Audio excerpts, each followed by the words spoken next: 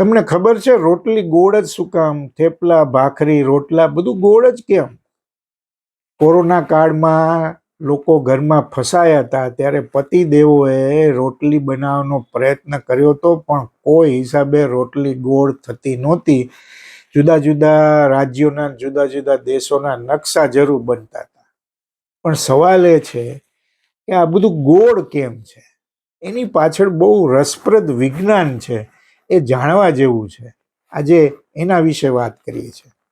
તમે જુઓ કે રોટલી રોટલા ગોળ જ કેમ, એવો પ્રશ્ન તમને થવો જ જોઈએ. તવા ગોળ હોય છે, બરાબર, જેની ઉપર તાવડી હોય કે તવો હોય, જે પણ હોય, એના કારણે ગોળ આકાર હોય તો દરેક કિનારીને ચારે તરફ સરખી ગરમી મળે. આ બહુ મજાની વાત છે.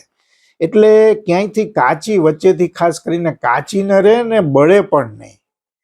ચોરસ કે ત્રિકોણ હોય તો એના ખૂણા ઝડપથી બળી જાય ને મધ્ય ભાગ કાચો રહે.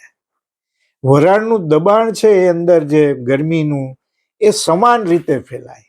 અને જે આપણે ફૂલેલી રોટલીનો બહુ મોહ હોય છે, બરાબર ફૂલે અને નરમ પણ જોઈએ, નરમ પણ રહે.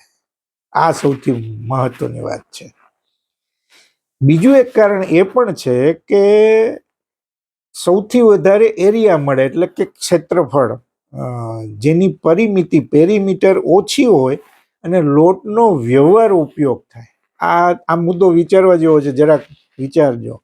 તમે જુઓ કે સરળતા પણ એટલી. લોટ બાંધો અને ગોળું કરો ને તો એ ગોળ જ આવે, કારણ કે એના લોટના જે કણ હોય એકબીજાને અંદર ખેંચતા હોય, એના કારણે આવું થતું હોય છે.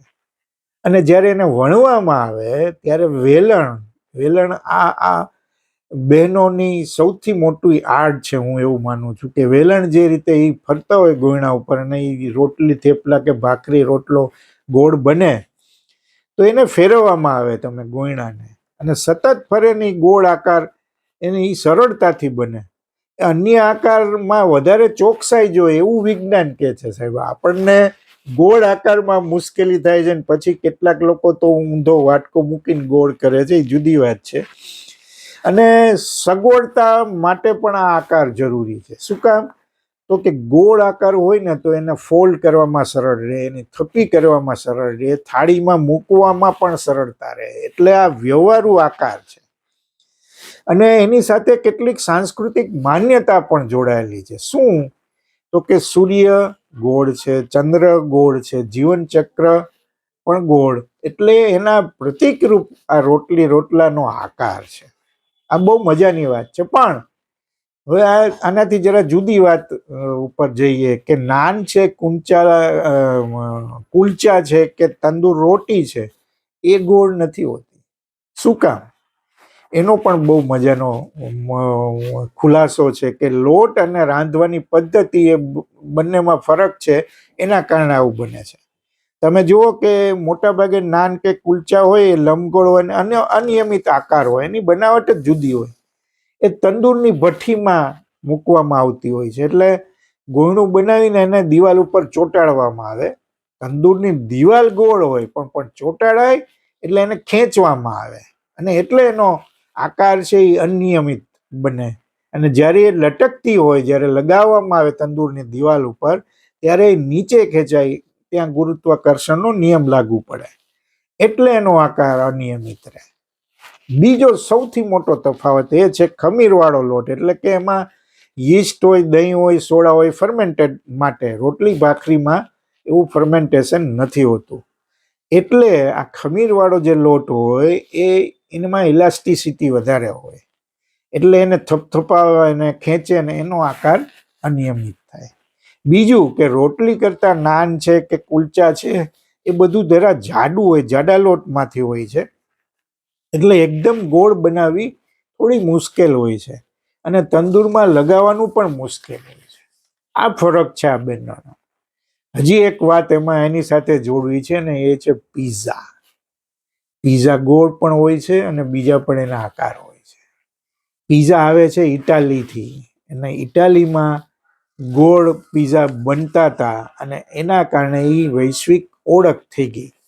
પણ તમે પીઝા ની વાત આપણે કરવી છે કે એ ઓવનમાં સામાન્ય રીતે કે એની વિશેષ ભઠ્ઠી હોય તો એટલે એમાં ગરમી ચારે બાજુથી મળે, જ્યાં જેમ તવાની વાત આવે છે એમ એનો કોઈ પણ આકાર થઈ શકે, પણ ગોળ એટલે ગોળ ફરજિયાત નથી.